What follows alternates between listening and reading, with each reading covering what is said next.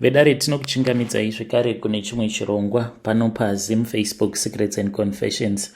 Tadzoka zvekare nemamwe mamessages. Rekedzei tibva tapinda mumamessages edu atadzoka takakubatirai. Message yedu yekutanga yakamira sekudai so. Hanzi makadi zvenyu mukoma, ndinokumbirawo kuti muge muchindiposterawo nyaya yangu makavikawo chitupa changu. Ininiwo ndiri mudzimai uye zvekare ndine makore 35 years ekuberekwa. Ndauyawo pano ndiine confession yangu. Ndoda kukuudzaiwo zvose izvo zvakaitika kwandiri panguva iyo pandakaroorwa mukoma. Handina kukwanisa kuzivawo kuti murume uyo ainge andiroora iye ainge akaromba. So murume uyu ndakasangana naye apo pandainge ndichiri kuyunivhesiti. Takati tasangana paya mukoma, ndakaitawo mazuva akati one day murume uyu ndisingatombodi kana kunzwa nezvake. Saka akangoramba achingondiudza kuti anondida, achingonditi ndinokuda sha, you need to listen to me, ndinokuda and I can take care of you. Ndikabva ndati inini handizvikwanisi, because at that time ndainge ndakangozviudza kuti all that I wanted to do kana kuri kunzi ndikangokwanisa kuita zvechikoro ndikapasa, then ndikaenderera mberi neupenyu hwangu, then everything is going to be okay. But airamba achingondinetsa achinditi sha, ndinokuda nemwoyo wangu wose, why can't you understand kuti ndinokuda? Saka zvakazoitika mukoma ndezvekudai so. Murume uyu akatanga kunditengera mapresents, achindipa magifts, achindipa mari. Saka mumwoyo mangu, even though ndainge ndisingamudi, not kuti ainge asiri handsome, but zvaizvo kungoti ndainge ndakangozvipa chitsidzo chekuti inini ndichazotanga kuita zvevanhurume kana ndava kushanda. That is what I had decided, because painge paini zvainge zvakaitika padainge ndichiri kuhigh school. Ndainge ndakadanana noumwe mukomana wangu akabva achizondirwadzisa apa. Ndainge ndakatozviudza kuti he is going to be my husband. Ndokubva anditi ndoda kuti tinge tichizorara tose, tikarara tese paya. I then found out kuti ainge aine umwe zvekare waainge achifambidzana naye. Saka ndainge ndakarwadziwa kusvika pekupedzisira. Ndikati even though ndainge ndava reject hangu, asi zvainge zviri nani kuti ndinge ndichingozvichengetedza until ndichizowanawo munhu wekuti anenge achizondida. Saka ipapo paainge achindipfimba ndo pandakatanga kuita ma-spiritual attacks. Ndichiita ma-spiritual attacks kudaro ndaita sekunge munhu ari kurara nenyoka. Zvinhu izvi zvainge zvichingoitika each and every day, masikati kana kuti manheru. Ndaingoramba ndichingoita ma-spiritual attacks ndichirarwa nenyoka. Iniwo ndaingoti zvimwe kuda ihope, but ndisingatozvizivi kuti yainge itori warning sign yandainge ndichitopiwa kuti of course munhu wako uyu uri kumuda zvako nekuda kwekuti ane mari anokwanisa kukuchengeta ende kukuroora, but what you need to know about him is that akaromba. But I ignored all of those warning signs. Asi ma-spiritual attacks awa aiwanzokuitika ari masikati. Aingoti kana akandifonera so akanditi sha ndinokuda, chingondiudza kuti ndinokuda, ndobva ndati no, I'm still thinking about it. Akabva anditi kasi une umwe munhu wauri kufambidzana here naye? Ndobva ndati kwete. Obva anditi ko why usiri kundida? Ndobva ndamuti I'm still thinking about it, can you please just be patient? Kana kuri kunzi ndichazova mukadzi wako, then just be patient for me because I'm still thinking about it. But ndaingoti kana ndangopedza kutaura naye ndaibva ndanzwa ndichibatwa nedzimwe hope, ndobva ndatotanga kutorota ndichisangana pabonde nenyoka. Iniwo chandainge ndisingazivi ndechekuti iye ainge aine nyoka yake iyo yaainge achishandisa mukurombwa hwake. So zvakazoitika nerimwe zuva mukomanashi ndakarota vamwe amai guru vangu. Saka amai guru vangu ava pavainge vachiri vapenyu, vainge vari sisi vamama vangu, vainge vaine laki plus vainge vakanaka zvisingaiti, vaidiwa nevarungu nevarume vane mari. Amai guru vangu ava ndivo vakava vekutanga mudzinza kukwirawo ndege kuendawo kumhiri kwemakungwa, because vakangosanganawo neumwewo murungu vainge vachishanda pane pamwe palodge. Ndokubva umwe murungu azouya. Murungu uyu akatouya nemhuri yake for a vacation kuZimbabwe. Ndokubva vachizopfimbwa naye murungu uya. Mushure mekunge vapfimbwa nemurungu uya ndokubva vabvuma. Hazvina kana kuzombotora nguva tikatonzwa zvichitonzi ivo amai guru vari kutoda kutoendeswa kuvacation nemurungu wavo iyeye. Ndakavarota amai guru vangu. Vakauya kwandiri vainge vakapfeka dress ravo rewhite mukoma rainge rakanaka kwazvo. ende pavakauya vakangonditarisa vakabva vanditi, mwanangu, siyana nazvo izvo zvauri kuda kuita. Ndikati, zvipi? Vakanditi, mwanangu, siyana nazvo zvauri kuda kuita. Munhu wako uyu haana kuchena, wadii wasiyana naye, wadii wambotanga waita zvechikoro, kana wapedza kuita zvechikoro wozoita hako zvevanhurume, siyana naye kani murume uyu. Ndiri kuhope ndakabva ndati, zvinondoita sei amai guru, nekuti munhu uyu ari kuti anondida ende anokwanisa kundichengeta, plus iniwo ndava kuda kuti ndinge ndichizova nawo murume achazondiroora. Vakabva vanditi, uchafa semafiro andakaita. Saka amai guru ava vakazodanana neumwe murume uyo ainge aine mabhazi. Amai guru vakazofa vava paralyzed, but nyaya yacho ichitaurwa zvinonzi pavakaenda kumusha kwake murume uyu, but zvainge zvichingofungidzirwa kuti sezvo vainge vava pabarika vakazogadzirwa nemukadzi wacho mukuru, but vakazobva ikoko vatova paralyzed. Mukomanashi side rose iri rekuright rainge rava kusatoshanda zvachose pavakazonofa. Saka vakangonditi, iwe uchafa semafiro awo andakaita. Ndokubva vatanga kufamba vachibuda panze. Ndakati ndakavatarisa ndo pandakabva ndaona kuti vainge vakaberekeswa nyoka, asi nyoka iyi ichifamba mukoma yaipota ichivayamwa ropa. Ndokubva vangoenda zvavo vakabva vanyangarika. Nerimwe zuva zvekare ndakati ndakatorara, ndainge ndakarara hangu pasofa, ndikabva ndachizomurota manje murume uya. Ipapo ndikangoti tainge tava kutodanana as such, but ndainge ndichingomufarira zvangu panze ndisingade kuti ange achizviona kutoti I was so much into him, but moyo wangu wainge watova paari. Saka ndakangoti ndakarara zvangu ndiri pacouch, ndikabva ndachizomurota manje. Ainge akamira kugedhi, but akamira kugedhi kudaro ainge achirishaya gedhi, achishaya kuti opinda nepapi. Saka aiti kana akada kukwira jirawo, then ndaiona umwe mudhara ainge ari wechikuru aibva amutema netsvimbo, vati, ndiwe aniko iwewe uroda kupinda pamba pangu? Pinda nepagedhi apa, umbori aniko iwewe? Saka ndakabva ndati, ko mudhara uyu ndianiko ari kurambidza munhu wangu kuti ange achiuya kuzondiona? Ndiri kuhope ikoko ndakabva ndazobuda panze. Pandakabuda panze ndo pandakabva ndachizosangana nemudhara iyeye, ndikatomushora ndikati, kadhara aka kanoratidza kuti ndeke kudharadhara, kakapfeka zvimandembe, kakangosakara-sakara, but kainge kakabata tsvimbo iyoyo yainge ichibvira moto nechekumusoro kwacho, kachiratidza kuti kainge kaine simba. Saka kamudhara kaya kakabva kauya pandiri kakabva kanditi, ko muzukuru wangu uri sei? Honaka pane munhu ari kuda kupinda pano, ari kuti ari kuda Trish. Zvino ndabva ndauya pano ndikabva ndati, ko uyo ari kuuya achiti ari kuda Trish ndiani? Nekuti handina munhu wandanga ndichiziva anga achifanira kuti ange achiuya kuzowadzana nemuzukuru wangu. Zvino pano haapapindi nekuti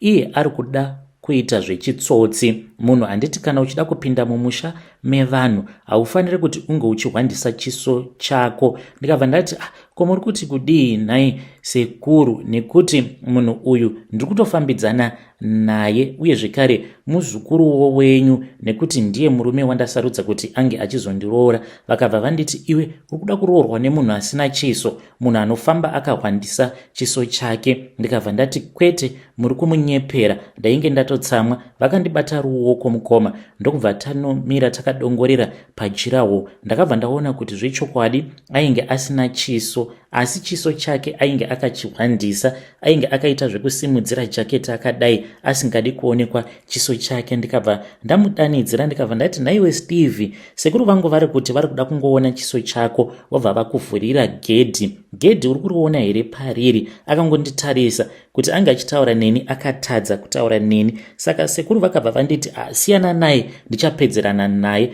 Mukoma ndo pandakabva ndachizovhunduka.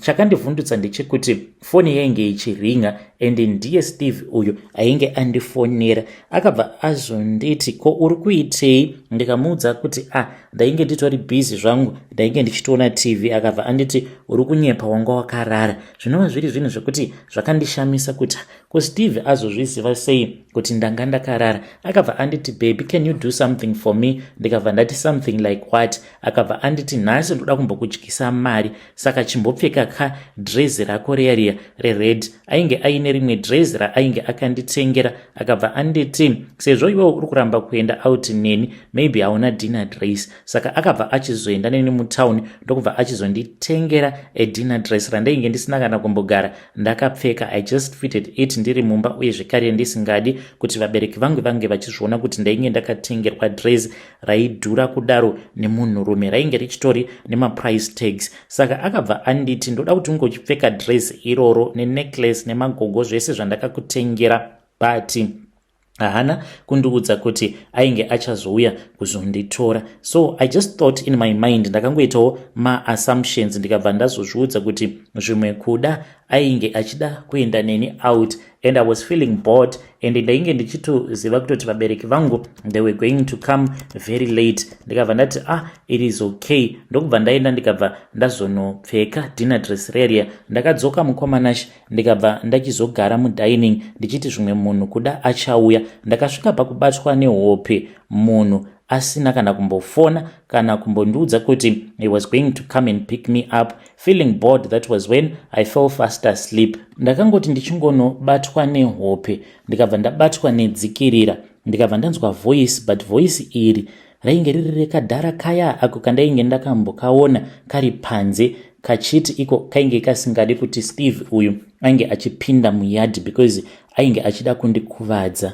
Kadhara akamukoma kakangoti zvatopera, andikunda uye zvekare ashandisa ungwaru hwake. Ndopa ndakabva ndachizoona gedhi richivhurika, rakavhurika rega mukoma. Steve ndokubva achizopinda akahwandisa chiso chake akauya mudining mandainge ndiri. Ndikabva ndachizoona nyoka iyi kuti yakabuda nepi handina kukwanisa kuzviziva kuti yainge yakabuda nepi nyoka yacho iyoyo. Mukomanashi nyoka iyi yakabva yachizorara neni zvekuti pandakapepuka ndakaona kutoti ndainge ndatopedza kutoita sekunge munhu ainge arara nemunhurume, iwo ndichingonopedza. Ndokubva afona, ndakamubvunza kuti ko ainge aripi, akabva anditi ndakakumirira ndiri pagate, we have to go out for I want to be with you. Mukomanashi I was feeling really scared. I locked the doors, ndokubva ndazoisa key pazasi pemati ndokubva ndachizobuda apa. Ndainge ndava kutya kuti zvimwe kuda vabereki vangu vaikwanisa kuzongosvika anytime.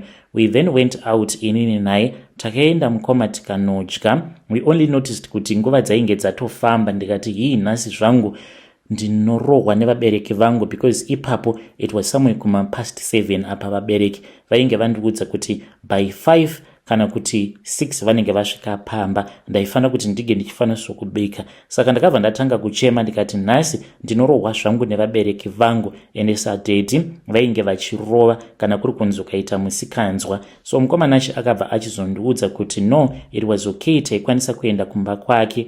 Akabva achizonditi tiri muroad, even though tiri kuenda kumba kwangu, but no, kuti kubva nhasi iwewe watova mukadzi wangu. Handina kukwanisa kuramba because ndakangoti kumba kwacho hakuchatodzokereki. Ndingakudzokera sei kumba nekuda kwekuti ndatononoka kudzoka kumba. Vabereki vachangonditi dzokera kwawanga uri, ende uyu kana kuri kunzi ndikaramba kumutizira zvaizvezvi zvaachiri kuda nezvangu, you never know, pamwe ndokutodhakwa kuchazotoita relationship yacho. Ndakaramba ndakanyarara. Mukomanashi muZimbabwe mutori nerimwe occultic club rakakura, even though zvinhu izvi zvakaitika kudhara before vana YouTube ava. Ndakatoshamisika ndichitoona vamwe sekuru vachitopiwa interview pano pama YouTube, but pamba pavo ndipo patakaenda. Takaenda nemurume iyeye, but ndainge ndisati ndazviziva kuti iye ainge akaromba. Takasvika kuya mukoma, ndisu tainge tiri venumber 2 kusvika paya. Akangonditi ndine mafriends angu avo andikuda kunoona, it is a small meeting. Akati we won't even take 5 minutes, tinenge tatopedza our business meeting. Ndikati it is okay. Takazosvika kumba kwavo sekuru vaya ndikangoti it was somewhere kuma 28.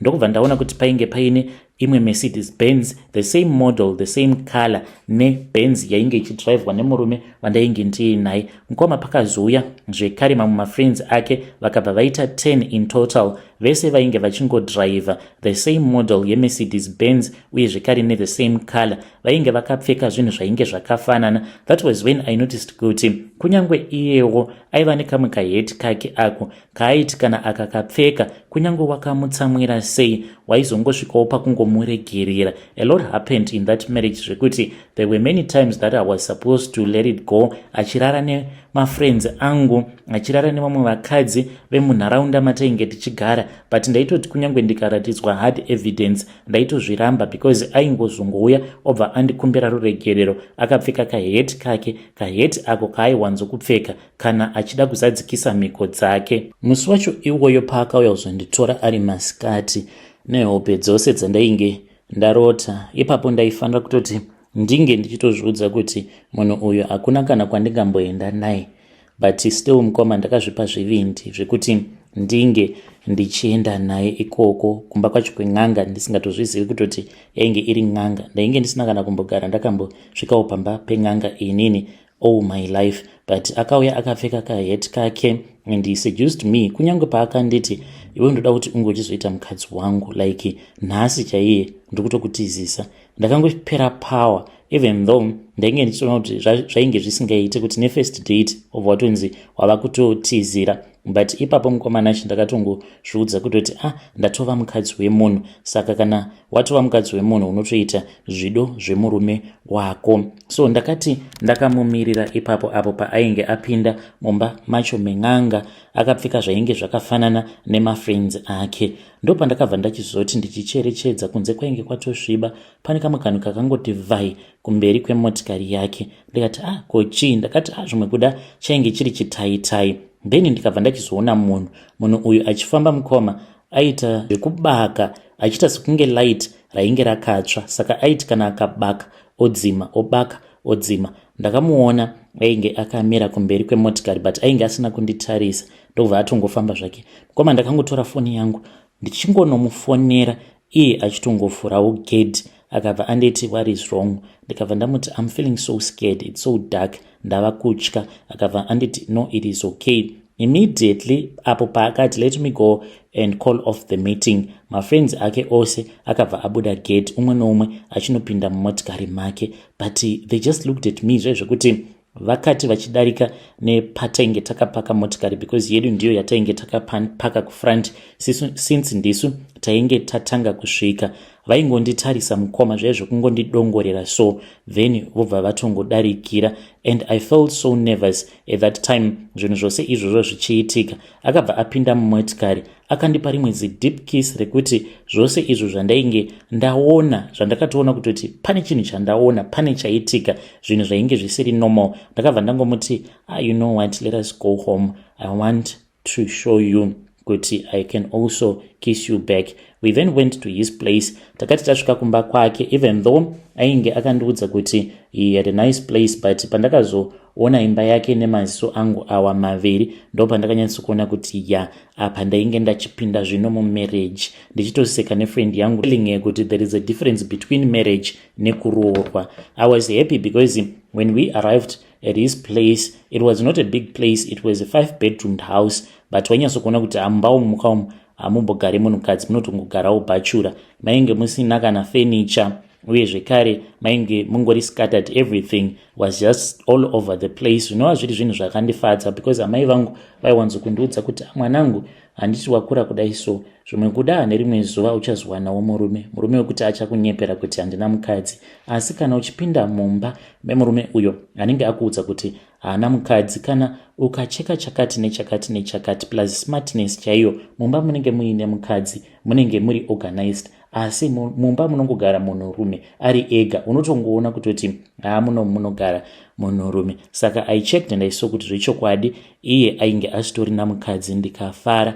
We then went to bed. When we went to bed takarara tose. This was after afonera, but akavafonera apo patainge tichiri kubva kurestaurant. Vatete vangu akabva avaudza kuti iye ndiye ainge aineni and they were not supposed to be said like my parents, vachifunga kuti zvimwe kuda mwana ainge abiwa nematsotsi or something bad had happened to her, ainge atova kumarriage. Ndainge ndatizira since nguva dzainge dzafamba, akangoti vatete ndaona kuti hazviite kuti mwana ndinge ndichimudzosera because anokwanisa kuzorohwa. Saka ndatotora hangu mukadzi, vakataurirana paya. Early in the morning, that was when my mom called me, ndikabva ndavakumbira ruregerero, vakangonditi it is okay mwanangu, kana zviri izvo zvawasarudza. I then fell pregnant for the guy. At that time, pandakabatira pamuviri, he used to do some weird things. Aikwanisa kungondibata dumbu rangu. Izvi aiwanzo kuzviita apo pandinenge ndakavarairwa. Saka aiti kana akandibata dumbu rangu, ndaibva ndazofunduka. So ndakabatira pamuviri pekutanga pakabva, ndikabatira pamuviri penumber 2 pakabva pabva zvekare. So ino handina kuziva kuti friend yangu naiyewo ainge atochiva murume wangu. Saka vakabva vachizotanga kudanana.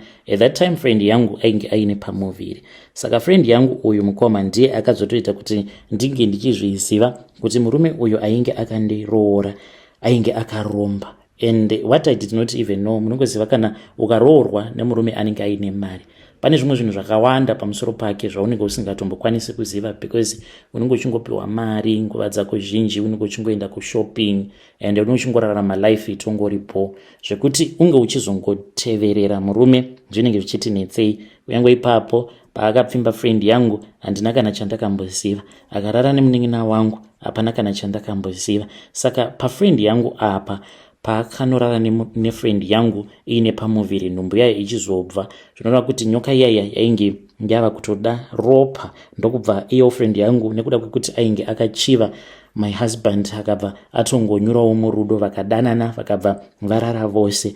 Then zvakazoitika kuti inini ndige ndichizviziva ndezvekudai so. Saka friend yangu uyu ainge akaroorwa nemurume, but murume wake ivo vakangokura vachingoitawo izvo zvizvi zvechivanhu nemashavi nei. Saka pane pamwe apo paakazomboenda kumusha kwemurume vari vaviri. Saka hanzi vakabva vachizoenda kumba kwavasekuru vemurume wacho, hanzvadzi yavamwene vake. Ndivo vakabva vachizoti asi muzukuru iwewe, mukadzi wako uyu ndikuona sekunge akakusvibisa.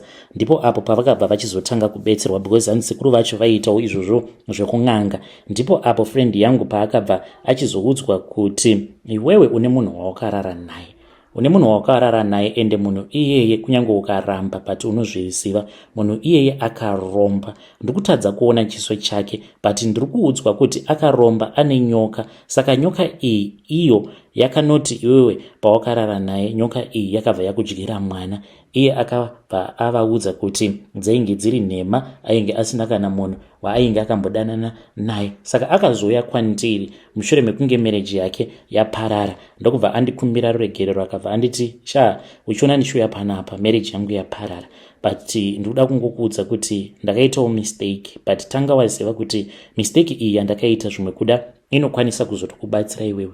Murume wako akaromba, ndakadanana nemurume wako mushure mekunge ndachiva life yako yaunorarama. Ndikazviudza kuti neniwo ndinodawo kuti ndige ndichizopota ndichipiwa mari, ende ndainge ndakatozvipira at that time kuti ndinge ndichizotova second wife yake sezvavainge vachivimbisana. Akabva ati ndainge ndisingatozvizivi kuti munhu wako uyu iye akaromba. Ndipo apo paakazondiudza zvose zvainge zvakaitika kubva vachitanga kuchivana vachizonorara vose. Then ndokubva achizomurota achiuya kwaari achimutambidza hanzi kamwana kacheche. Asi pakabva pangobudikira imwe nyoka iyo yakauya ikabva yabvuta kamwana kake. Ndakashaya kuti ndomupindura ndichiti kudii, but even though ndakatozviona kutoti hakuna munhu angangotaura nyaya yakadaro iri nyaya yenhema. Mukomanashi ndakangoti awo paripo. Ndakabatikana, ndainge ndichida kutoti ndinge ndichizotokonfronta murume wangu, but akangouya mukomanashi ainge akapfeka heti yake. Handina kana kumbogara ndakafunga nezvazvo, but with time manje nekuda kwekuti ndainge ndava kuziva kuti iye anondichita, especially when he cheated on me with my little sister, that was heartbreaking. Apa my little sister at that time ainge achangopedza kunyora O level yake, iye ainge abvawo mukumitisiwa. Ndokubva achizouya akatanga kugara nesu because ainge adzingwawo nevabereki vedu. Ndokubva ndamutora mwana ndikabva ndatanga kugara naye. Handina kutoziva kutoti ndainge ndatotsvakirawo murume wangu mukadzi. Vakabva vatanga kudanana, but pasina kana nguva akabva achizondiudza kuti ainge ari kubleedha ende ainge itori miscarriage. Ndo zvakaitika ipapo. Mukomana chimushure mekunge aita miscarriage, but ndainge ndava kutozviziva hangu kuti ndo zviri kuitwa nemurume wangu, anofambidzana nevakadzi vakawanda, but ndaisambozvifungira kuti mukunofambidzana kwaanoita nevakadzi vakasiyana siyana anongofambidzana nevakadzi chete vanenge vakazvitakura. Ndorainge riri basa rake. Aiwanzokubuda obva aenda pamahiking sport, then obva atsvaka vakadzi vekuti anovapa malift, but anenge atori nepamuviri mukadzi iyeye, then obva achizomupfimba. Aidanana nevakadzi vevanhu vamwe vanenge vakangomitisiwawo vari desperate. Ndorainge riri basa rake chete. Nyoka yake ichingoti iri kuda ropa, iri kuda ropa. Zvekare pamba, mushure mekunge ndazodzinga munin'ina wangu, pandakafinda out kuti ainge achifambidzana nemurume wangu, pane zvinhu zvakawanda zvandakazotanga kunotisa. Mukomana ndaiwanzokuona mazai, but mazai awa ari ehuku anenge akapwanyiwa. Ndaishaya kuti mazai iwawo anenge abva kupi, but ndaiwanzokuti ndikamuka makuseni ndipo pandaimaona. Ndaizoti kana ndikadzokera mumba kunobvunza murume aibva ati alright, ngatibudei panze, tobva taona kuti mazai aya anenge asipo. Saka dzimwe nguva ingoti zvimwe kuda asvipwa nenyoka. Dzimwe nguva ndaikwanisa kuona nyoka dzakawanda mukoma. Pamba apa ndaiona mhando nemhando dzeinyoka, ende painge paine rimwe zimuti iro randainge ndakatomukumbira kuti zimuti iroro ange achitsvaka vanhu so that ringe richizotemwa. Ndichiti ndo muri kugara nyoka, nekuti nyoka dzose dzandainge ndichiona, ndingangoti kubva zvandakaudzwa nefriend yangu ndo pandakatanga kuona nyoka, paakandiudza kuti iye ainge akaudzwa nasekuru veex-husband yake kuti murume wangu ainge akaromba, even though vainge vasingazvizivi kuti ainge akambodanana nemurume wangu. Vaingofungidzira kuti ndechimwewo chikomba chekure chaainge akambofambidzana nacho. Saka ndainge ndava kungoona nyoka dzakasiyana siyana. Ndaiona makobra, rovambira, shato. Ndikatomuti iwe wadii wambotsvaka veparks and wildlife vauye vamboona kuti kochiko chiri kukonzeresa kuti panapa pawanikwe nyoka dzakasiyana siyana kudaro. Saka iye aingoti iwe siyana nenyoka dzamwari mhani, siyana nenyoka dzamwari. Ende aiti kana akandiona kuti ndinenge ndava kunyanyisa kumunetsera kana iri nyaya yandinenge ndichida kuti tinge tichitaura nezvayo, aingonditi wava kunetsa, obva aenda mune imwe room iyo yaainge akandiudza kuti room iyoyo ainge asingade kuti ndinge ndichipindamo. Saka iye akangonditi murumu umu no matter what usazopindamo. Mazuva andakatanga kugara pamba pake ipapo. Asi chakazondirwadza manje ndechekuti nekufamba kwenguva akabva achizotsvaka vanhu vaya vanoita zvokupisirira simbi. Vanhu ava vakauya ndokubva vachizoisa security burglar gate mukoma mumba, yakaiswa mumba padhoo iroro, so as to make sure kuti kunyangwe akaita mistake yekuti anenge akanganwa kuloka door but anenge akavhara security gate. Saka akangonditi imomo ndo munogara maparts emotikari dzangu nezvimwe zvinhuwo zvangu, but ndaisatoziva kutoti mainge mutori muouter room yake. Zuva randakazopindamo mukoma ndakavhunduka, but izvi zvakaitika manje ndiri kuhope. But ipapo ainge akandiudza kuti murumu imomo munogara imwe injini yemotikari yake. Akabva anditi injini iyi kutoti ndige ndichiiwana munomu muZimbabwe inoti netsei. Saka ndine friend yangu ari kufanira kuti ainge achizoenda kuEurope, ndiye achazouya neinjini yemotikari yangu iyi, saka inogara murumu imomomo. But mukomana chimotikari iyoyo yaainge achitaura nezvayo ndainge ndisina kana kumbogara ndakaiona. Yainge ichingonzi iri kugaraji, tichazoenda tobva tazonoiona. Asi taizoti kana tichida kuenda kugaraji kuya aingondipa mamwe maexcuses ekuti ndaikwanisa kunzwisisa kuti munhu uyu ari kumbozama kuda kuti kudii. So after that ndipo apo pandakangozova munhu ainge ari very careful about each and everything. Then nerimwe zuva akazobuda manje ndobva ati ainge achida kuenda kunoita mabusiness meetings nemafriends ake. Ipapo manje ndainge ndaneta, ndava kuzviudza kuti now ndaneta. Ndakazongotanga kufamba ndichibetserwa in secret kunamata. Ndainge ndakanzi handiti mukadzi anonamata zvimapasta zvefeki every month unenge uchifanira kuti unge uchizobvisa chegumi uchipa vamwe pasta mari yangu. Dzimwe nguva vozotokuchiva, taraone kuti ndiri kukumaintaina sei. Izvezvi ndichikumaintaina like this, at the end of the day waenda kuchechi kuya vanhu vobva vatanga kukuchiva, zvinozoshandei? Saka no more, handidi munhu anoenda kuchechi. Akataura achipopota.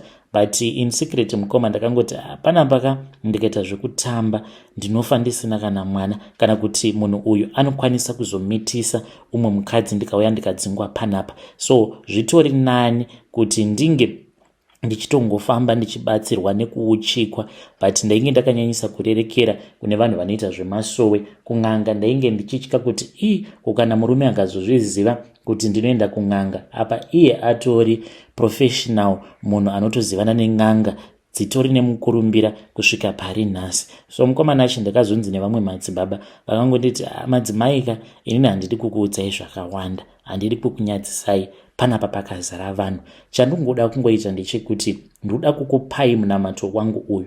Munamato wandichakupa uyu ndoda kuti munge muchizouyisa pagedhi renyu kwemazuva anokwana kuita 3 days, munousiya uripo pagedhi. Then zuva rechinumber 3, zuva kana radoka paya moenda munoutora munamato uyu, mobva mazogeza nawo. Mushure mekunge mageza nawo mozouisa mupilo menyu, then muchazongorotawo, muchatongoita zvekurotesewa zvose zviri kuitwa nemurume wenyu in secret. Muchazvirota, uye zvekare pazvichaitika zvinhu izvi muchatotadza kutoziva kuti muri kurota here kana kuti zviri kuitika in real life. Asi ndoda kungoti iye angozvifumura ega pane zvose izvo zvaari kukuitirai, zvaari kuita, zvekuti vanhu vainge varipo pasowe ipapo vakatofungidzira kutoti zvimwe kuda murume wangu ainge achihura nevamwe vakadzi, saka vainge vachida kundipa munamato kuti ndinge ndichikwanisa kuzviona zvinge zvichibuda pachena zvekare kuti ainge achindihurira. Ndakatora munamato uya. Mushure mekunge ndatora munamato uya ndipo apo pandakazoenda kumba. Ndaenda kumba ndikabva ndazouisa pagedhi ndikamirira zvangu mazuva angu 3. Mushure mekunge mazuva 3 apera ndipo pandakabva ndazoutora munamato uya ndokubva ndageza nawo. Chakandinetsa ndechikuti akatonditi, baby, ndoda kuti unge uchizondibikira because aifarira beef inenge yakanyatsobrayiwa, and then you prepare a nice meal for him, then tobva tanyatsogara zvedu panze tichinwa wine tichidya zvedu tichifara. Saka akangonditi, baby, I want you to prepare a nice meal for me, I am coming home early today. I got excited, ndikatoenda ndikanotenga nyama ndikatotanga kutogocha paya ndiri panze ndakamumirira kuti ange achizouya achizondibatsira. Munhu akabva azondifonera akabva anditi, you know what, I will come later on because ndafonerwa neimwe friend yangu ari kuti there is an important business meeting, so I have to go there. I'm sorry my love, but please when you prepare that meal, leave it for me, just keep it warm for me, I'll be back home. I got so mad with my husband, ndobva ndatongosiyana nezvose zvandainge ndichiita. Ndakapinda mumba ndikabva ndatanga kuona angu mamovies. At that time ndainge ndava kusabvumidzwa kuti ndinge ndichiita mafriends.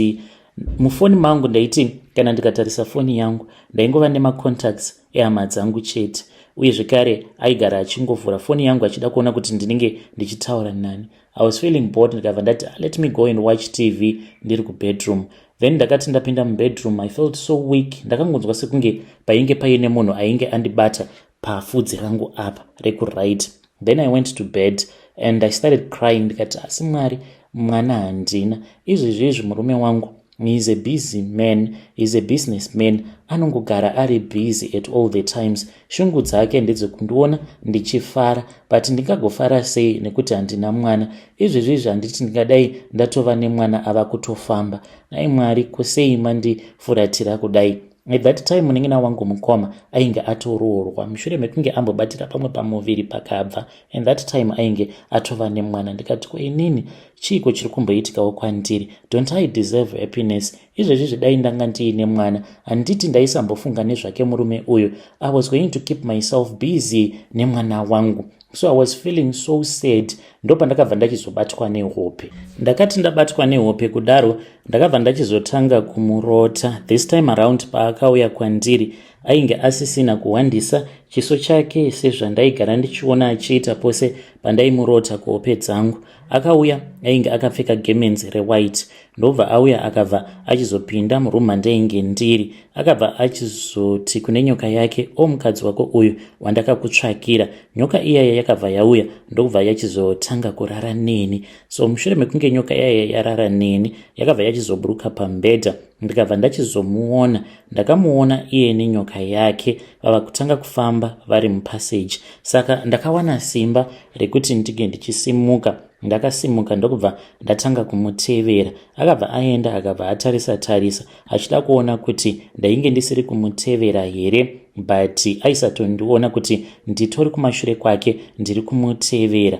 Mukoma ndipo apo paakabva akiinura chibhagla bha chiya ndokubva achizopinda muya nenyoka yake ichimutevera. Ndakanotarisa kudai, ndichinotarisa ndobva ndaona kuti mainge muine coffin. Coffin iro rainge ririmo rainge rakaita kuzara kuti mako nema-US dollars. Akaenda paya painge paine coffin ndokubva apfugama akabva atanga kuombera achitenda nyoka yake uye zvekare achiverenga mari iyo yainge irimo mucoffin. Ndichizotarisa kudai so ndopandakabva ndachizoona kuti murumu umu mainge muine vakadzi vainge vakawanda mukoma. Vakadzi vose vainge varimo, vazhinji vacho ndingangoti vainge vaine pamuviri. Ndakabva ndachizoona umwe musikana uyo wandainge ndakadzidza naye paUZ uyo ainzi Rebecca. Saka akati anditarisa akabva ati, Trishi, uchiri kudanana naye munhu uyu, hamino zvako. Ndikabva ndati, naiwe Rebecca, ko uri kutsvakei mumba munomu? Uri kutsvakei mumba mangu? Saka Rebecca akabva ati kwandiri, iwe Trish, hausi kuzviona here kuti ndakafa?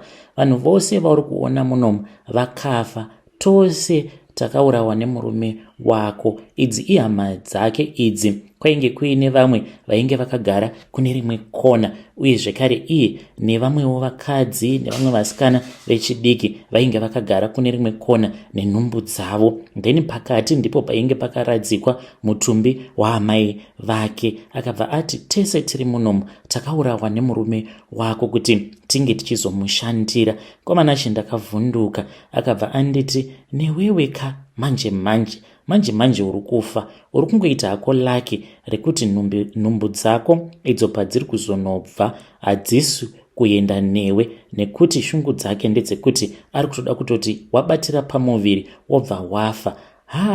Uri kurota kaiwewe? Iwe uri kurota? Ndidzo hope dzandakarota. Trishi, haunzwe. Wakaudzwa kangani? Trishi, enda hautombunzwa zvako. Unoziva here kuti ndini ndakatanga kutoya panapa? Ndikadai ndakaita mukadzi wake, ndaidanana naye in secret, kusina kana ainge achimbozviziva. Ndakatombopagara panapa pamba panapa, ende pandakazobatira pamuviri ndo pandakabva ndachizorota.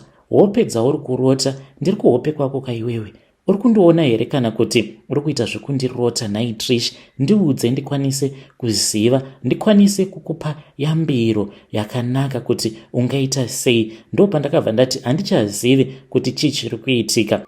Rebecca uya akabva azoti kwandiri, hope idzo dzauri kurota ndo hope dzandakarota. Pano pamba ndini ndakatanga kupagara. Of course nevamwe vakadzi vose ava vauri kuona vakauyawo vakapagara zvavo, asi neniwo ndakauya ndikapagara mushure mekunge ndafind out kuti ndainge ndiine pamuviri. Murume uyu akabva achizoita mhiko dzake pandiri, but zvichizonobuda kunzoko mushure mekunge ndafa. Zvakazongonzi Rebecca afa mushure mekunge azama kubvisa pamuviri, but Trish sandizvo zvakaitika mumwe wangu. Munhu uyu ane nyoka yake iyi kuti inge ichikwanisa kuzozadza kofini iro riri papo nemari, anenge atorara nemukadzi anenge aine pamuviri. Saka izvi zvinozokonzeresa kuti iwewe unge uchizorasikirwa neropa rakawanda wobva wazofa paya. Ndo zvakaitika ufunge zvako kwandiri. Handina kana kumbogara ndakabvisa nhumbu, ndakatofara ndikatoti Mwari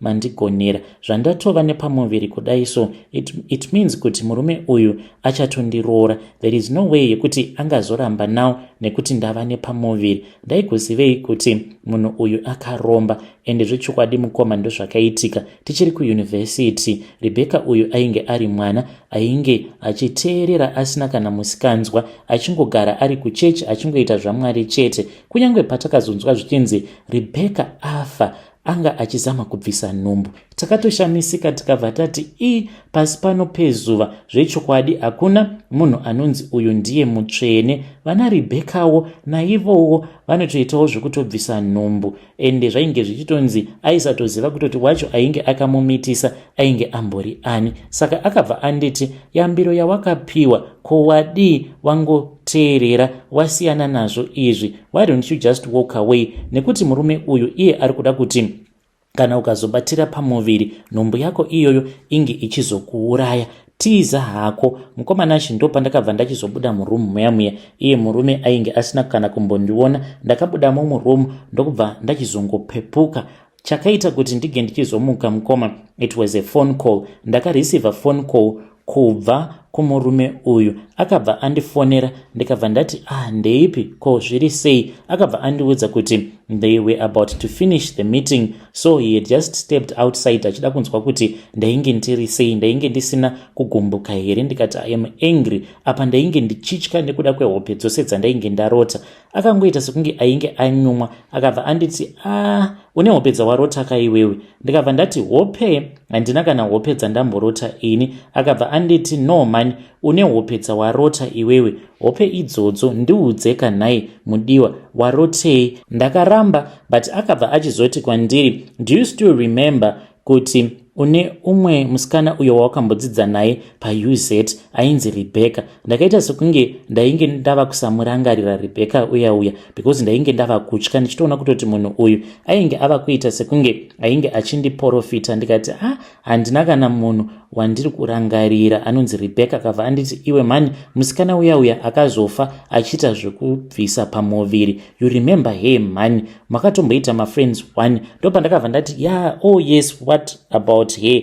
Akabva anditi wamurota mani iwewe, hauna kumurota here Rebecca? Ndikati no. Akabva anditi no, anyway it is fine, kunoku ndangosarwa maybe about less 10 minutes, saka ndokuvigirei. Mukoma ndakangonzwa zvichinditi muudze kuti ange achikutsvakira zvokudya so that you can forgive him and then you can have a good night. Ndikabva ndamuudza kuti ange achienda kune imwe restaurant yandaiziva kuti ainge iri kure nekumba, because ipapo ainge asimbori kana kure nekumba zvekuti in about 30 minutes aikwanisa kutosvika pamba. Ndakabva ndamuudza saizvozvo. Akabva anditi iripo mukadzi wangu, ndobva adropa call. Mukomana achi ndakabva ndachizotora munake rangu, handina kana kuwana simba rekuti ndinge ndichirongedza hembe dzakawanda. Ndokubva ndatanga kufamba. Ndakafamba mukoma about 2 kilometers tichibva pamba ipapo kuzonosvika kwainge kuine highway. Ndakangosvika ndokubva chimwe chimotikari chemushikachika chikabva chatongomirawo. Apa vanhu vainge varimo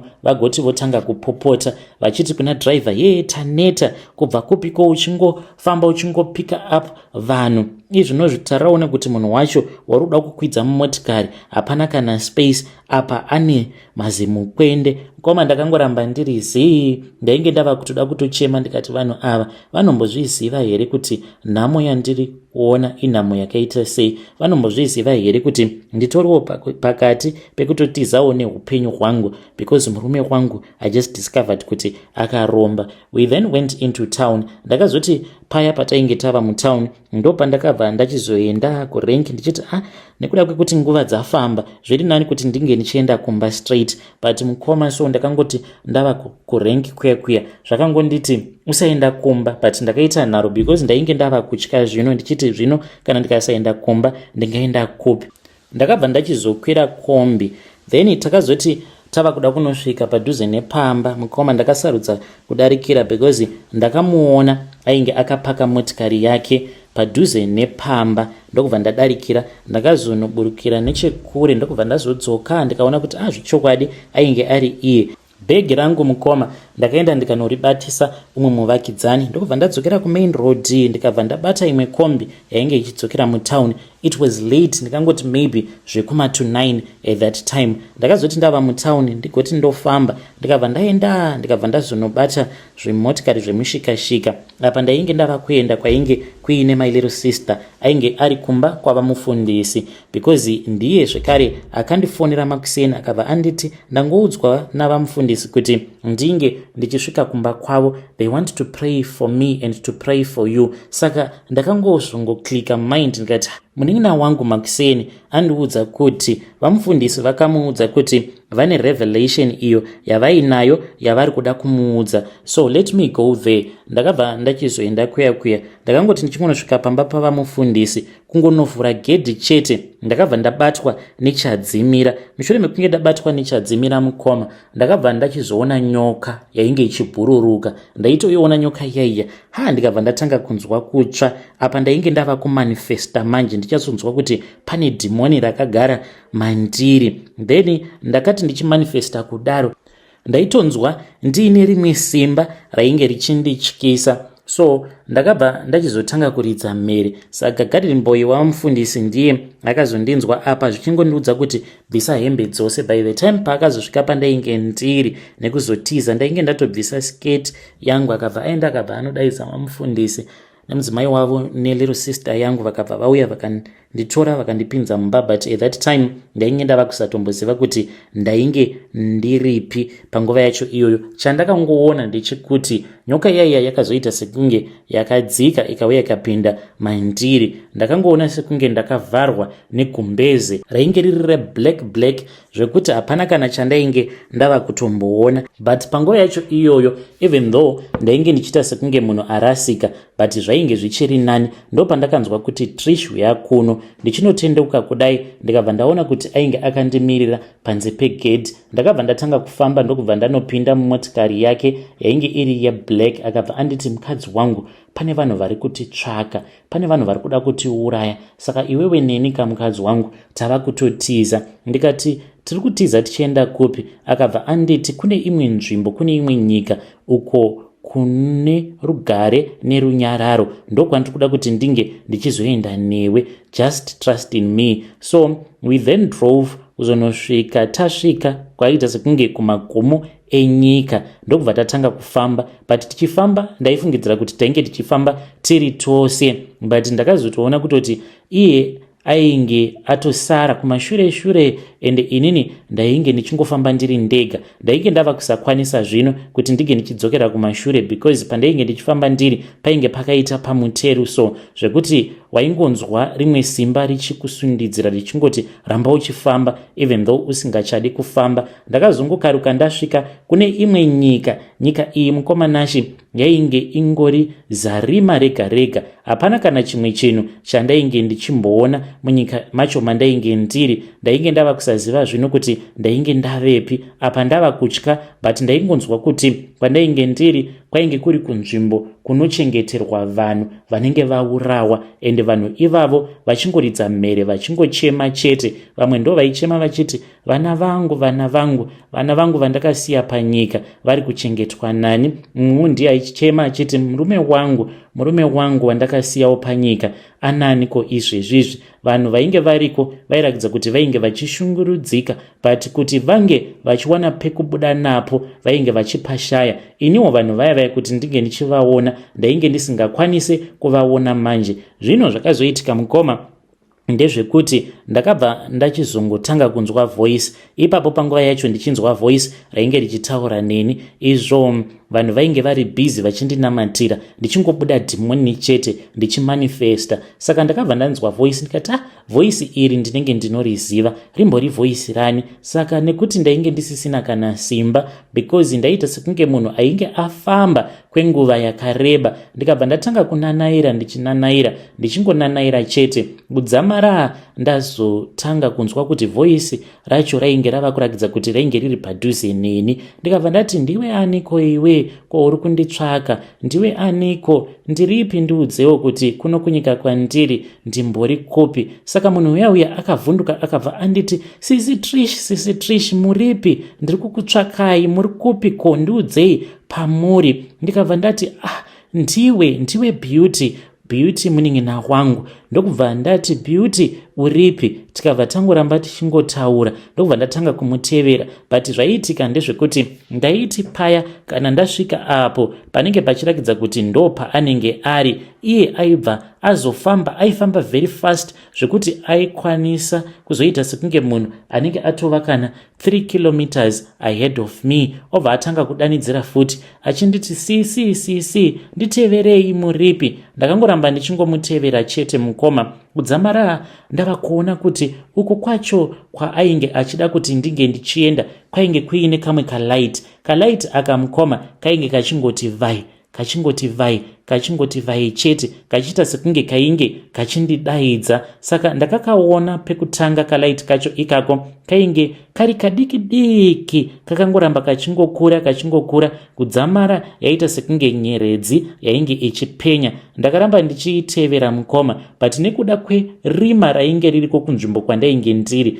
mukoma Nashi, nyeredzi iyoyo yainge ichinyatsokupenya, but yaitokurirwa simba nerima rekunzvimbo ikoko kwandainge ndiri. Saka ndakangoramba ndichingofamba chete nekuda kwekuti ndainge ndichinzwa voice remunin'ina wangu richingoti, tevedzai light sisi, teverai light, inini ndatova kure nemiso, asi rambai makatarisa kune light. Ndakangoramba ndichingofamba kudzamara ndazoona kuti kanyeredzi kaya kakazongoita sekunge kakapwetika, ndokubva kaita sekunge ruva mudenga kudai, ndokubva kwatobuda zuva. Ndokubva ndatanga kuona manje kuti kunzvimbo kwandiri kwakamira sekudai. So ndakabva ndachizocheuka, ndikabva ndatarisa, ndikabva ndaona kuti kunzvimbo kuya kwandainge ndiri, mukoma Nashi, yainge iri nzvimbo inovigwa vafi. But munhu kana akanzi afa, iye kunyange zvikanzi maenda mukanomuviga kumakuva, but mumweya it seems as if nezvandakaona panguva yacho iyoyo vanhu vanovigwa munzvimbo dzakasiyana. Kana ukafa uchinzi iwewe waurawa nezvidhoma kana kuti waita zvekuchekereswa, utori nekunzvimbo kwekuti unoenda wonovigwa, sekunzvimbo kwandainge ndiri kwekuti kunenge kungori nerima chete, ende vanhu vanenge variko vanenge vachingonzwisa tsitsi. Hakuna kana waunenge uchiona that thing that I witnessed mukomaka, that struggle that I witnessed. Panapa tinoti vanhu vanotambudzika, but ikoko ndo kwandakanyatsokuona kuti chii chinonzi kutambudzika. Munoziva uchinatsokunzwa kuti munhu ari panext newe ari kushungurudzika, iyewo ari kuzvinzwa kuti panext naye pane umwe munhu ari kutambudzwa, ari kushungurudzika, ende mweya wake uri kutambudzwa. Asi kuti munge muchionana, munenge musingakwanise kuonana. Umwe neumwe anozongogumisidzira ava kuchema, vamwe vachichema hama dzavo, vana vavo, vakadzi vavo, kana neniwo ipapo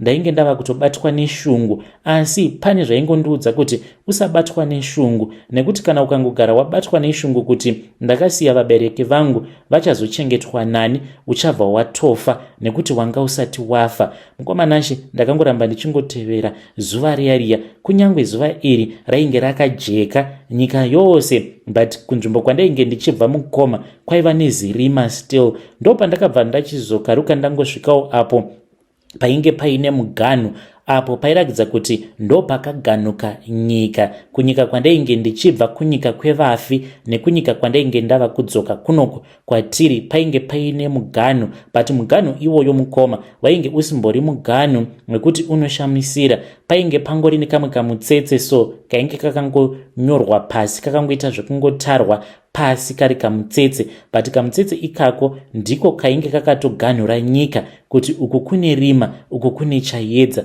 Ndakangoti ndichingonojamba kamutsetse kaikai mukoma, ndokubva ndatopepuka. Mukoma munin'ina wangu akaita kuridza mhere achindiona ndavhura maziso. Nguva yacho iyoyo vainge vava kutofungidzira kutoti zvimwe kuda ndainge ndatofa. Vakaramba vachingondinamatira mukoma, ndainge ndichida kuvaudza zvose izvo zvainge zvaitika, zvose zvandainge ndaona, but vamufundisi vakaramba vachingoti ngatinamatei. Ndiri kuona ruoko rwerufu ruchiri rwakabata mweya wake, ngatirambei tichingonamata. Neniwo vakandikurudzira kuti ndige ndichinamata. Ndaingotura mafemo chete nekuda kwekuti ndainge ndakaneta. Handisati ndakamboneta semanetero andakaita musi wacho iwoyo. Zvose izvi zvichiitika mukoma, musambofungidzira kuti zvakaitika kwema-hours. Ndingangoti maybe round about 30 to 35 minutes vanhu vachingondinamatira, neniwo ndikaona vision yose iyo yandakuudzai, ndokubva ndatopepuka paya. But kwandiri nezvose izvo zvakaitika, vakazoti vachindiudza nguva, ndakatoshamisika, because kwandiri zvakaita sekunge zvainge zvaitika kwemakore nemakore. Kushungurudzika kwose kwandakanzwa vanhu vachiita, kufamba kwose kwandakaita, ndakaita sekunge ndainge ndafamba kwemakore akawanda. Ndo pandakabva ndachizovaudza zvose zvainge zvaitika zvino patainge tagara pasi. Saka ndakabva ndavaudza kuti murume wangu ndainge ndakaudzwa nefriend yangu kuti iye ainge akaromba, ainge akaudzwawo nasekuru vemurume wake, but ndokubva aramba mushure mekunge atanga kudanana nemurume wangu. Uye zvekare ipapo munin'ina wangu apo paakarara nabamukuru vake, iwo aifungidzira kuti zvimwe kuda rudo rwabamukuru naamai nini, but nhau yainge iripo ndeyekuti iye murume wangu ainge akatozviona kutoti panapa ndatounzwa mukadzi nechekare atori nepamuviri, saka nyoka yangu yava kutowana zvekudya. Ndokubva atotanga kutorara nemunin'ina wangu zvonosvika achizoita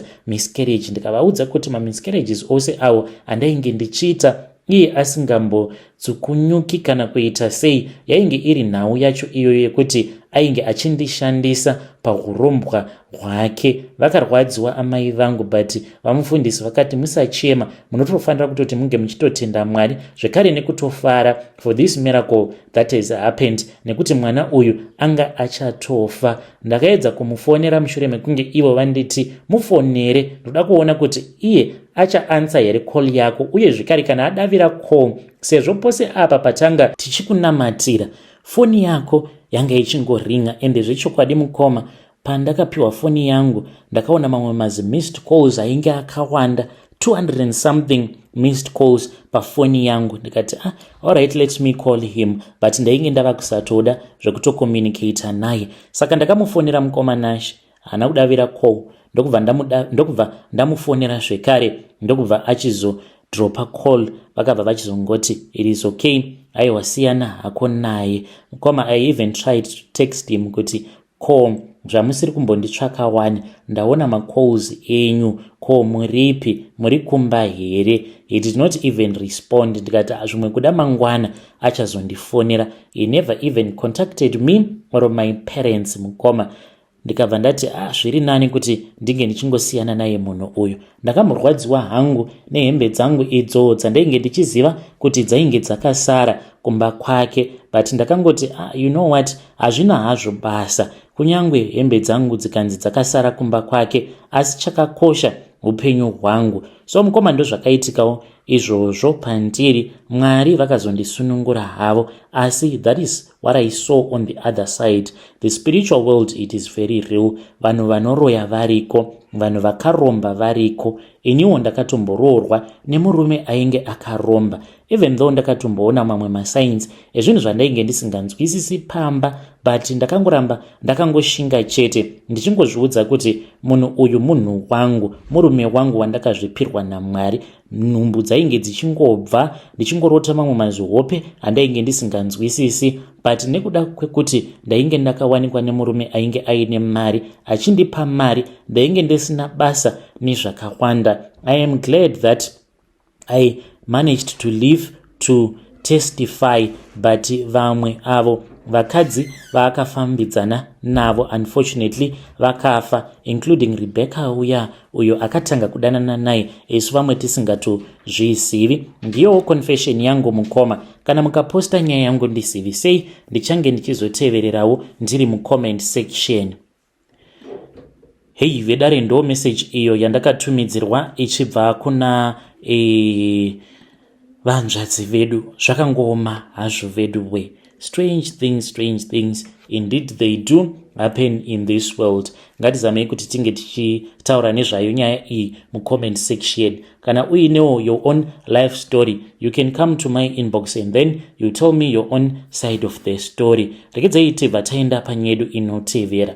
Nyedu inotevera yakamira sekudai so. Hanzi makadi zvenyu mukoma, ndinokumbirawo kuti munge muchindiposterawo nyaya yangu makavika chitupa changu. Mudzimai wangu ndomuudzawo sei kuti kumuriwo kwandinobva kune mweya wengozi. Saka mukukura kwedu titori nevamwe vana mukoma vaviri avo vakazotofira mumajeri mushure mekunge vabaya vanhu nemapanga kubhawa, zvakazokonzeresa kuti ini ndinge ndichizviudza kuti handizombofizve ndakaita zvekunwa doro. Nanhasi uno zvedoro mukoma, aiwa handitombozvifarire kunyange hangu ndichizonzwa kuda kurinwa doro racho, but I try to control myself. Zvino izvi ndo zvandiri kuita. Ndatova nemwedzi ndingangoti inokwana iyo kuita miviri kubva zvandingangoti patikaenda kumusha tichizodzoka manje. Ndakangoti one day ndatsamwiswa nemukadzi wangu, ndakabva ndatora banga apo paainge akarara. Ndakatora banga ndokubva ndaenda ndikabva ndanomira padhuze nepamubhedha paainge akarara. Ndakaita sekunge ndiri kumubaya. Ndakangoti ndapedza kuita saizvozvo mukoma hana yangu yakarova, ndikabva ndati kudai mukadzi wangu amuka akandiona ndakamusimudzira banga aizoti kudii kwandiri. Saka ndava kutya kuti zvimwe kuda mweya uyu wengozi ndiwo watondibata wava kunditeverera. Nhai ndingaitawo sei mhuri yeZimbabwe? Hei vedare ndo message iyo yandakatumidzirwa ichibva kuna mukoma vedu. Hanzi pari zvino zvandiri kuita ndava kutoti kana tava kunorara ndinozomuka, kana arara paya ndomuka, then ndobva ndanotora mapanga ndobva ndamaviga. Zvakangoma zvovedu we kuti mukoma vedu ava havana iya yavanoti OCD here pachirungu, zvekuti unenge uchinzwa kuda kuita zvinhu zvokuti haungambofi wakazviita, like sezvavari kutaura kuti kunzwa kuda kukuvadza mudzimai wavo, but manje pakuzotora banga racho manje, because OCD handiti hanzi zvinenge zvingori mupfungwa here, munhu uchingofunga kuda kukuvadza vanhu but usingazozviiti. But apa manje pakuti vanenge votora mapanga voenda voita sekunge vari kuda kuuraya mudzimai wavo. Naimiko kana amai guru ava vakamuka, mungati vangapagara panhu pakadaro? Strange things indeed they do happen in this world. Ngativabatsireiwo mucomment section.